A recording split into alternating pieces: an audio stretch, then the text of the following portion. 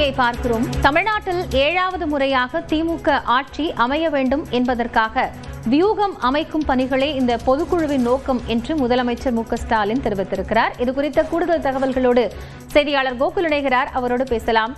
கோகுல், இப்போ இந்த பொதுக்குழுவில் நிறைய தீர்மானங்கள் நிறைவேற்றப்பட்டாலும் தேர்தலுக்கான அடிப்படை உத்திகளை வகுக்கக்கூடிய ஒரு அமைப்பாக இது இருக்கும்னு சொல்லப்பட்டது. அதை உறுதிப்படுத்தும் விதமாக முதலமைச்சரினுடைய அந்த கருத்துக்களும் இருக்கிறது.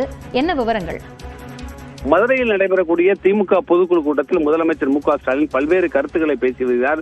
குறிப்பாக இந்த பொதுக்குழு என்பது 2020 அடுத்த ஆண்டு நடைபெறக்கூடிய சட்டமன்ற தேர்தலை மையப்படுத்தி தான் இருக்கும் என்று கூறப்பட்ட நிலையில் கூட்டணி குறித்து தன்னுடைய கருத்தை பேசியிருக்கிறார். குறிப்பாக நான் தலைவராக பொறுப்பேற்றதில் இருந்து நாம் தொடர்ந்து வெற்றி பெறுவதற்கான காரணங்களில் ஒன்று நம்முடைய கூட்டணி என்றும் 2017ஆம் ஆண்டு முரசொலி பவள விழாவில் நம்முடைய பயணம் தொடங்கியது என்றும் தமிழ்நாட்டு வரலாற்றிலேயே ஒரு கூட்டணி இத்தனை தேர்தலுக்கு தொடர்ந்ததாக வரலாறு இல்லை என்றும் நம்முடைய வெற்றி கூட்டணி வலுவாக தொடர்கிறது என்றால் அதுக்கு காரணம் நம்முடைய கூட்டணி தோழர்களை நாம் மதித்து செயல்படுவதுதான் என்றும் நம்முடைய கூட்டணி தலைவர்களிடம் நான் எப்படி நட்போடு பாச உணர்வோடு பழகிறேனோ நீங்களும் அதே உணர்வோடு கூட்டணி கட்சியுடன் சேர்ந்து செயலாற்ற வேண்டும் என்ற ஒரு அறிவுரையும் கட்சி நிர்வாகிகளுக்கு வழங்கியிருக்கிறார்.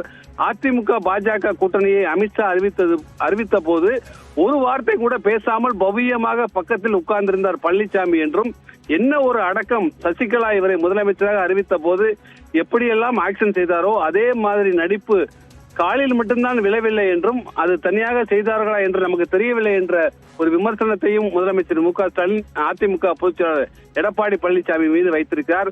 ஒட்டுமொத்தமாக பாஜகவின் கண்ட்ரோலுக்கு சென்றிருக்கிறது அதிமுக என்றும் அடுத்து ஒட்டுமொத்த தமிழ்நாட்டையும் பாஜகவின் கண்ட்ரோலுக்கு கொண்டு செல்லதான் பழனிசாமி துடிக்கிறார் என்ற ஒரு விமர்சனத்தை வைத்திருக்கிறார். அதனால்தான் அமித்ஷா இங்கு அடிக்கடி வருகிறார் என்றும் நான் ஏற்கனவே சொன்னதுதான் மீண்டும் உறுதியுடன் சொல்கிறேன், எந்த சா வந்தாலும் தமிழ்நாட்டை ஆள முடியாது என்றும் டெல்லிக்கு தமிழ்நாடு எப்பவும் அவுட் ஆஃப் கண்ட்ரோல் தான் என்று தன்னுடைய பாணியிலேயே முதலமைச்சர் இந்த பொதுக்குழுவில் பேசி வருகிறார். எல்லாருக்கும் எல்லாம் என்று அனைத்து மக்களுக்கும் பார்த்து பார்த்து நம் திட்டங்களை செய்து வருகிறோம் என்றும் நம்முடைய திட்டங்களால் தான் தமிழ்நாடு முழுவதும் ஏறத்தாழ 2.5 கோடி பயனாளிகள் பயனடைந்திருக்கிறார்கள் என்று தமிழ்நாடு அரசுடைய சாதனைகள் குறித்தும் முதலமைச்சர் பேசி வருகிறார்.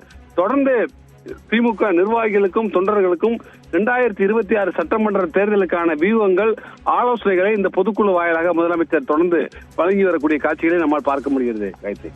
நன்றி கோகுல். கூடுதல் விவரங்களுக்காக மீண்டும் இணையலாம்.